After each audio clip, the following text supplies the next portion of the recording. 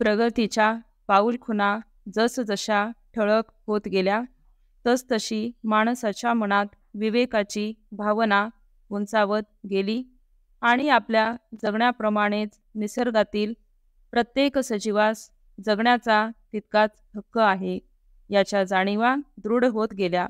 त्यामुळेच माणसाच्या आदिम अवस्थेत अस्तित्वात असलेल्या जीवो जीवस्य जीवनम या विचारापासून माणसाने फारकत घेण्यास सुरुवात केली आणि जगावं जगू द्या हा नवा मंत्र अस्तित्वात आला. पूर्वी जेव्हा वन्य प्राणी हे माणसाचे अन्न होते आणि माणूस शिकार करून स्वतःचे अन्न मिळवत होता, तेव्हा माणसापासून प्राण्यांना संरक्षण मिळावे याकरिता निसर्गाने अफाट जंगलांची योजना केली. निबिड जंगलाच्या आश्रयाने राहणाऱ्या पशु प्राण्यांना माणसापासून संरक्षण मिळू लागले आणि माणसास अन्न मिळवण्याच्या अन्य पर्यायांचा शोध घेणे भाग पडले. गरजेहून अधिक नको आणि नको असतानाही मिळविण्याची धडपड नको हा विचार मानवतेवर प्राण्यांच्या जगात निसर्गातच रुजलेला असल्याने अकारण कोणी कोणाच्या जीवावर उठावे हे निसर्गाला मान्य नाही. जंगली पशु देखील अकारण अन्य दुर्बलांस आपल्या शक्तीच्या मस्तीमुळे मारून टाकत नाही. पण शिकार करून जगण्याची माणसाची गरज संपुष्टात आली तरी देखील आपल्या शक्तीच्या बळावर अन्य सजीवांवर हुकूमत गाजवण्याच्या गर्वापोटी वन्य प्राणी व सजीवांच्या जीवाला माणसापासून असलेला धोका कमी झालाच नाही. तरी देखील या प्राण्यांनी माणसावर विश्वास ठेवला आहे. हा त्यांचा भाबडेपणा म्हणावा लागेल. माणसाच्या भौतिक विकासाचा वेग विस्तारत गेल्यावर सुविधांच्या निर्मितीच्या नावाने निसर्गावर अतिक्रमणे सुरू होऊन जंगलांचा संकोच होत गेला.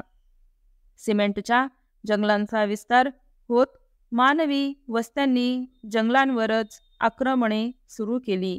त्यामुळे वन्य प्राण्यांच्या अधिवासाची समस्या वाढू लागली आणि नाइलाजाने माणूस नावाच्या संकटाचे आव्हान स्वीकारून वन्य प्राण्यांनी ते संकट झेलण्याची तयारी सुरू केली. काही प्राणी पक्ष्यांनी तर माणसाच्या शक्तीमुळे नमते घेत जुळवून घेण्याचा शहाणपणा दाखवला. त्याच्याशी थेट मैत्री करून पिंजऱ्यात राहणे पसंत केले आणि अस्तित्वच पणाला लागण्यापेक्षा गुलामगिरीत असूनही जिवंत राहण्याची शाश्वती असल्याचे वास्तव निमूटपणे स्वीकारले. काही सजीवांनी माणसाच्या सहवासात राहण्याचे संकट झेलण्याची तयारी करून आपल्या स्वभावात आणि जीवनशैलीत मानवानुकूल बदल करून घेतले.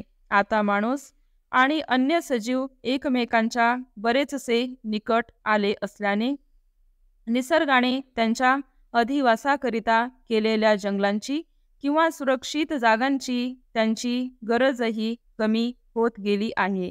म्हणूनच पूर्वी झाडाझुडपांवर घरटी बांधणारे पक्षी आता इमारतींच्या सांदी कोपऱ्यात आपल्या पुढच्या पिढ्यांना जन्म देण्याची जोखीम स्वीकारतात. माणसाच्या सहवासात संपूर्ण सुरक्षितता नाही याची जाणीव असूनही नाइलाजाने त्यांच्या पुढच्या पिढ्यांना नशिबाच्या हवाली करून जन्म देतात आणि त्यातून जगातील तेवढ्या पिढ्या त्यांची वंशावळ पुढे वाढवत निसर्गात टिकून राहण्याकरिता धडपडतात. स्टॉप.